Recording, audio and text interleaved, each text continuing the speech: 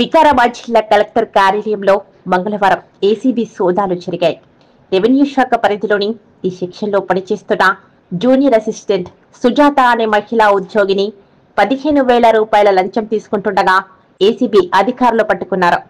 ACB సోదాల అనంతరం ఉమ్మడి Rangareddy ACB DSP Anand Kumar మీడియాతో పూర్తి వివరాలు వెల్లడించారు. ఆయన తెలిపిన వివరాల ప్రకారం నవాపేట మండలం వట్టిమినపల్లి గ్రామానికి చెందిన ఓ రైతుకు 2 ఎకరాల ప్రభుత్వ అసైన్డ్ భూమి ఉంది.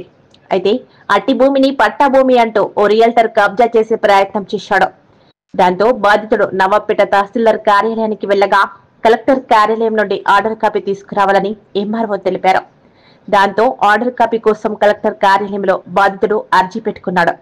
కలెక్టర్ కార్యాలయం రెవెన్యూ శాఖ పరిధిలోని ఈ సెక్షన్ లో పనిచేస్తున్న జూనియర్ అసిస్టెంట్ సుజాత అట్టి ఫైల్ కలెక్టర్ టేబుల్ మీదకి వెళ్లాలంటే 5,000 రూపాయల లంచం ఇవ్వాల్సిందని డిమాండ్ చేసింది.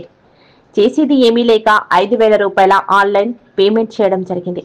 కలెక్టర్ నుంచి వచ్చిన ఆర్డర్ కాపీ మళ్లీ తిరిగి తహసీల్దార్ కార్యాలయానికి పంపాలంటే మరో 20,000 రూపాయలు డిమాండ్ చేయడం జరిగింది. అయితే 20,000 రూపాయలు ఇచ్చుకోలేనని 15,000 రూపాయలు ఇస్తానని బేరం కుదుర్చుకున్నాడు.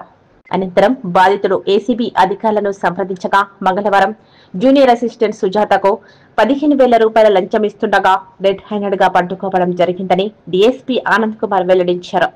ఈ కేసును పూర్తి విచారణ జరిపి సుజాతతో పాటు ఎవరున్నా వారిపై కూడా చట్టపరమైన చర్యలు తీసుకుంటామని తెలిపారు.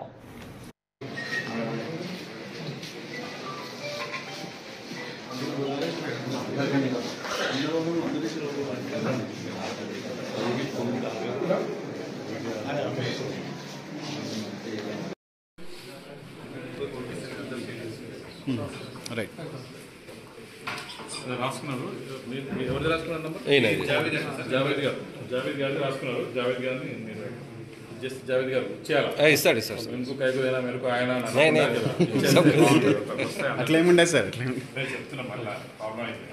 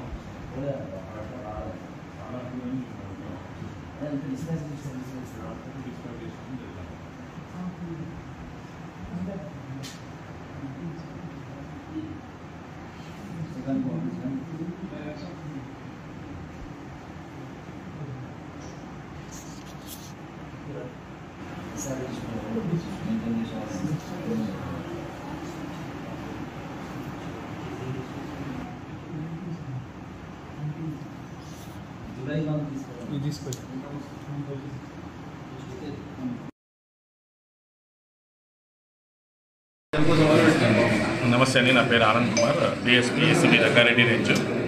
వట్టిమినపల్లి అని చెప్పేసి ఇక్కడ ఒక విలేజ్ ఉంది. దాంట్లో ఒక అతనికి 2 ఎకరాల పొలం ఉంది.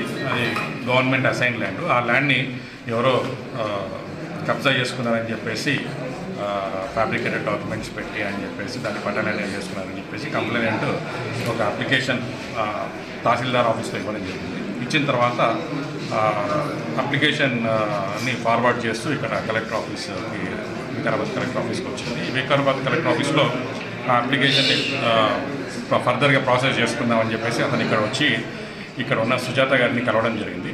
సుజాత గారు ఇక్కడ ఈ సెక్షన్లో పనిచేస్తున్నారు వికారాబాద్ కలెక్టర్ ఆఫీస్లో. ఇక్కడ తనకి ఇట్లా కలెక్టర్ గారి ముందు ఈ నోట్ ఫైల్ అది పెట్టమనంటే దానికి 5,000 రూపాయలు తను డిమాండ్ చేసింది. ఇంకా విలేని పరిస్థితుల్లో 5,000 రూపాయలు ఆయన ఆల్రెడీ జీపే చేశారు ఫోన్ ద్వారా. చేసిన తర్వాత ఆ కలెక్టర్ దగ్గరికి ఫైల్ వెళ్ళింది. కలెక్టర్ గారు తగిన ఆర్డర్స్ కూడా దాంట్లో పాస్ చేశారు. ఆ ఆర్డర్స్ని మళ్ళీ తహసీల్దార్ ఆఫీస్కి పంపిస్తే అక్కడ తహసీల్దార్ ఆఫీస్ నుంచి ఫర్దర్గా ప్రాసెస్ అవుతుంది.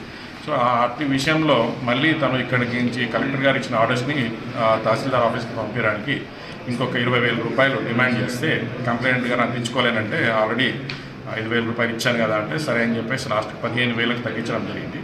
ఆ 15,000 కూడా ఇవ్వాలి అంటే ఇప్పుడు అంత కష్టమవుతుంది నాకు అంటా కూడా కాదు, ఖచ్చితంగా ఇవ్వాల్సిందేనని చెప్పి ఆమె చెప్తే ఇంకా మమ్మల్ని అతను అప్రోచ్ చేయడం జరిగింది ఏసీబీని. చేసిన తర్వాత ఈరోజు 15,000 రూపాయలు సుజాత గారికి ఇస్తుండగా రెడ్ హ్యాండెడ్గా పట్టుకోవడం జరిగింది. సో ఈ అరెస్ట్ ప్రొసీజర్స్ అవన్నీ ఉంటాయండి. దాని తర్వాత ఇన్వెస్టిగేషన్ చేస్తున్నాము. దీంట్లో ఇంకెవరైనా పాత్ర ఉందా అనేది కూడా చూస్తున్నాము. ఇప్పటివరకు తెలిసిన దాని ప్రకారం సుజాత గారికి ఒకటే పాత్ర తెలిసింది. ఇంకా మిగతా ఎవరైనా ఉన్నా కూడా ఖచ్చితంగా యాక్షన్ అనేది తీసుకోవడం జరుగుతుంది. అట్లాగే ఎవరైనా కానీ గవర్నమెంట్ ఆఫీసుల్లో డబ్బులు డిమాండ్ చేస్తే, గవర్నమెంట్ ఆఫీస్లో చేయాల్సిన పని చేయకుండా ఉండడానికి డబ్బులు డిమాండ్ చేస్తే 1064 టోల్ ఫ్రీ నెంబర్కి ఫోన్ చేయాల్సిందిగా మనం చేస్తున్నాం. థ్యాంక్స్.